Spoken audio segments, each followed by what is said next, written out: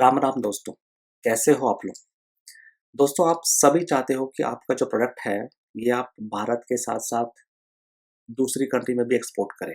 आप सभी चाहते हैं कि आपकी जो कंपनी है उसका ग्लोबल एक्सपेंशन हो। आप सभी चाहते हो कि आपकी कंपनी का प्रेजेंस ग्लोबली हो। सवाल ये है कि शुरू करें तो कहाँ से करें? दोस्तों, इस वीडियो में मैं कुछ सिंपल रोड मैप आपके साथ शेयर करने वाला हूँ, जिससे कि आपको आपके एक्सपोर्ट जर्नी में आपको बहुत हेल्प होगा। दोस्तों, पहला है मार्केट रिसर्च। पहले क्या होता था, मैक्सिमम काम मैनुअली होता था। डॉक्यूमेंट्स बहुत सारे हुआ करते थे। हालाँकि आज की डेट में भी डॉक्यूमेंट बहुत ज़्यादा, मगर compare to before internet era document बहुत ज़्यादा थे वो टाइम में। फिर इंटरनेट का ज़माना आया, फिर डेटा का आया, फिर आज की डेट में आर्टिफ़िशियल इंटेलिजेंस है। दोस्तों, दुनिया जो है ना बहुत तेज़ी से डेवलप हो रही है, चेंज हो रहा है। अगर आप इस तेज़ी से बदलते ज़माने के साथ अगर आप कोप अप नहीं कर पाओगे ना, तो फिर आपके लिए एक्सपोर्ट बिज़नेस थोड़ा-सा चैलेंज हो जाएगा और आप पीछे रह जाओगे। ये मैं इसके लिए कह रहा हूँ क्योंकि मार्केट रिसर्च जो है वो एक्सपोर्ट के लिए सबसे पहला स्टेप होना चाहिए आपके लिए। जैसे कि डेटा एनालिसिस है। डेटा एनालिसिस के बिना आप मार्केट रिसर्च क्या करोगे? देखिए, data analysis in the sense कौन-सी कंट्री में आपका प्रोडक्ट का कंजम्पशन, कौन सी कंट्री में आपके प्रोडक्ट का कंजम्पशन सबसे सबसे ज़्यादा है। लास्ट 5 ईयर्स में आपका प्रोडक्ट किस किस कंट्री में गया है। कौन सी ऐसी नई कंट्रीज हैं जहाँ पे आपका प्रोडक्ट की डिमांड स्लोली बढ़ रहा है। आपका जो कॉम्पिटिटर्स हैं वो किस किस को एक्सपोर्ट कर रहा है, क्या प्राइस में एक्सपोर्ट कर रहा है, उसका पैकेजिंग क्या है, टारगेट कंट्री में क्या क्या सर्टिफिकेशन का जरूरत पड़ता है। देखिए, ये सब जो है ना बेसिक एनालिसिस है, जो कि आपको करना ही पड़ेगा, बहुत ज़रूरी है। और बाकी के भी कुछ एनालिसिस है, जैसे आरसीए हो गया, बीओटी, आईपीआई, टीआईआई, इस प्रकार के और भी कुछ रिसर्च हैं। आप थोड़ा-सा गूगल में आप देखिए कि ये क्या रिसर्च है, इसके बेनिफिट क्या है और कैसे करना है। बड़े सिंपल से फॉर्मूला है। बस ये है, शर्त ये है कि आपके पास सफिशिएंट डेटा होना चाहिए, ताकि आप अच्छे से डेटा एनालिसिस और मार्केट रिसर्च कर सको। दूसरा है लाइसेंस और सर्टिफिकेशंस। दोस्तों, सब कंट्री में ना अपना एक ट्रेड रेगुलेशन होता है। जैसे फॉर एग्जांपल भारत में अगर मैं खाने के प्रोडक्ट्स की बात करूँ ना, तो इसमें एफएसएसआई काफ़ी कंट्रोल करता है। कुछ प्रोडक्ट्स में अपीडा का लाइसेंस आपको चाहिए। अगर आप इलेक्ट्रॉनिक एक्सेसरीज वगैरह में डील कर रहे हैं, तो फिर आपको एमईडीपीसी का लाइसेंस आपको ज़रूरत पड़ेगा। तो वैसे ही हर कंट्री में अपना एक ट्रेड रेगुलेशन होता ही है। तो आपको ये दूसरी कंट्री से ज़्यादा जो आपकी टारगेट कंट्री है, उसका आपको लाइसेंस और सर्टिफिकेशन समझना ज़रूरी है। ज़रूरी क्यों है, मैं आपको एग्ज़ाम्पल देता हूँ। फॉर एग्ज़ाम्पल, अगर आपको हल्दी एक्सपोर्ट करना है, ठीक है? और वो आपको करना है यूएस में। आपने कुछ पैसा लगाया, लाखों का ऑफ़िस वगैरह किया, मशीन्स लगा दिए, किसानों से आपने हल्दी वगैरह खरीदा, प्रोसेस वगैरह करना शुरू कर दिया आपने, टीम हायर कर दिए, ब्रांड नेम हो गया, लोगो हो गया, वेबसाइट हो गया, सब कुछ हो गया। आप जब सेल्स करने जाते हैं, मार्केटिंग करने जाते हैं, तब आपको पता चलता है कि यूएस में अगर आपको कुछ भी फूड आइटम एक्सपोर्ट करना है, तो आपको यूएस एफडीए सर्टिफिकेशन चाहिए। अब यूएस एफडीए सर्टिफिकेशन के हिसाब से अगर आपका प्रोसेसिंग यूनिट है, तो ठीक है। मगर अगर नहीं है, तो जितना भी पैसा आपने लगाया है ना दोस्तों, 60% 70% जो है ना, वो आपका मतलब वेस्ट हो जाएगा। फिर आपको दूसरा पैसा और लगा के जो भी है यूएस एफडी के हिसाब से आपको चेंज करना पड़ेगा। यूरोप में बहुत सारी कंट्री में बहुत सारे बायर्स बीआरसी सर्टिफिकेशन पूछेंगे। बीआरसी सर्टिफिकेशन के हिसाब से फिर आपको जो आपका इंफ्रास्ट्रक्चर का सेटअप है, वो पूरा आपको बीआरसी सर्टिफिकेशन के हिसाब से चेंज करना पड़ेगा। तो एक बार आपको ये समझ में आ जाए कि आपका क्या प्रोडक्ट है, आपको किस कंट्री में एक्सपोर्ट करना है, उस कंट्री में कौन-सा लाइसेंस लगता है, कौन-सा सर्टिफिकेशन लगता है, वही ऑब्वियसली आपके जो बायर हैं वो आप पूछेंगे। तो उसके हिसाब से अगर आप भारत में प्लानिंग करेंगे, भारत में इन्वेस्ट करेंगे, तो आपको बहुत सारा पैसा बचेगा दोस्तों।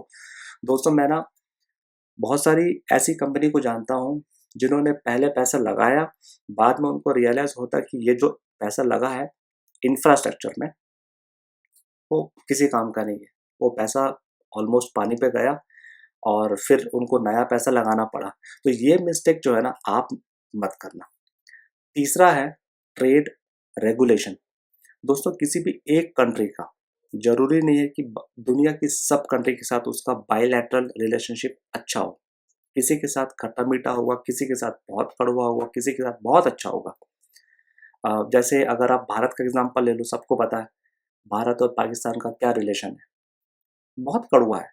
तो जिस प्रकार से रिलेशनशिप है उसके हिसाब से आप ट्रेड भी देखोगे तो वो भी कुछ ठीक नहीं है, ऑलमोस्ट निल है। अगर आप देखोगे भारत और चाइना का खट्टा-मीठा है, ट्रेड हो रहा है, मगर बहुत सारा जगह में डिस्प्यूट्स भी है। मगर ऑन द अदर हैंड अगर आप देखोगे कि भारत का रशिया के साथ, भारत का यूरोपियन कंट्री के साथ, भारत का यूएस के साथ अच्छा खासा रिलेशनशिप है। कई सारी कंट्री के साथ एफटीए साइन हुआ है भारत का। एफटीए बोले तो फ्री ट्रेड एग्रीमेंट। तो दोस्तों, इससे फ़ायदा क्या होता है कि जिस भी कंट्री के साथ अगर भारत एफटीए साइन करता है, उस कंट्री में जो इम्पोर्टर है, उसको इम्पोर्ट ड्यूटीज़ में बेनिफिट मिलता है, टैक्स में बेनिफिट मिलता है, आपको भी कुछ बेनिफिट्स मिलता है, ऐसा नहीं है। तो एक्सपोर्ट्स करने के पहले आप थोड़ा-सा इस पे भी ध्यान दीजिए कि आपकी जो टारगेट कंट्री है, उसके साथ भारत का एफटीए साइन है कि नहीं? अगर आप भारत के साथ नहीं है, तो किसके साथ है? तो आपको ये पता चलेगा कि जो आपकी जो दूसरी कंट्री है, जो सेम प्रोडक्ट एक्सपोर्ट कर रही है, वो क्या प्राइस में एक्सपोर्ट कर रही है और उनको कितना टैक्स बेनिफिट मिल रहा है। और इससे ना आप थोड़ा-सा एनालिसिस करने में आपको ईज़ी होगा और आप एक सही डिसीजन ले पाओगे टारगेट कंट्री को चूज़ करने में। फोर्थ है एक्सपोर्ट स्ट्रैटेजी। दोस्तों, अब आपने मार्केट रिसर्च कर लिया, आपके पास लाइसेंस और सर्टिफिकेशन का नॉलेज भी आ गया कि क्या-क्या आपको लगना है और आपको ट्रेड रेगुलेशंस भी पता चल गया। तो इसके बाद आपको एक अच्छा-सा एक बिज़नेस मॉडल बनाना है, एक एक्सपोर्ट स्ट्रैटेजी बनानी है, जिसमें आपको आपका जो गोल्स है, ऑब्जेक्टिव है, वो सेट करना है। आपको देखना है कि प्राइसिंग कैसे करना है, पैकेजिंग कैसे करना है, रिटर्न ऑफ इन्वेस्टमेंट कितना होगा। ये सब एक थोड़ा-सा स्ट्रैटेजी आपको बनाने में ईज़ी होगा। और ज़रूरी नहीं कि जो भी प्रोडक्ट आप एक्सपोर्ट करना चाहते हैं, वो बी टू बी में हो। हो सकता है वो बी टू बी में भी हो सकता है, बी टू सी में भी हो सकता है। तो थोड़ा-सा आपको देखना पड़ेगा कि कौन से मॉडल में आप ईज़िली टारगेट कंट्री को पेनिट्रेट कर पाएँगे और किस मॉडल में आपको ज़्यादा प्रॉफ़िट मार्जिन आपको मिल रहा है। फिफ्थ है लॉजिस्टिक। दोस्तों, अब आपको सब कुछ ऑलमोस्ट नॉलेज आ गया है, आपने स्ट्रैटेजी भी बना ली। मगर अगर आपके पास एक रिलायबल लॉजिस्टिक पार्टनर नहीं है ना, तो आपका बिज़नेस की ना वो वाट लगा सकता है। अगर आपके पास अच्छा सीएचए नहीं है, जो आपके शिपमेंट को, जो आपके कार्गो को सीएफएस में ढंग से हैंडल नहीं कर पा रहा है, लोकल ट्रांसपोर्टर के साथ कोऑर्डिनेट नहीं कर पा रहा है, या फ्रेट फॉरवर्डर के साथ कोऑर्डिनेट नहीं कर पा रहा है, या फ्रेट फॉरवर्डर आपको हाई प्राइस दे रहा है, या स्पेस बुकिंग में उसको थोड़ा तकलीफ आ रहा है, तो अल्टीमेटली ये आपके बिजनेस को अफेक्ट करेगा। तो एक अच्छा रिलायबल लॉजिस्टिक पार्टनर देखिए, 2-4 लोगों से बातचीत करिए और उनसे कोटेशन लीजिए और उसके बाद आप लास्ट में 1-2 को फाइनल करके उनके साथ काम करिए।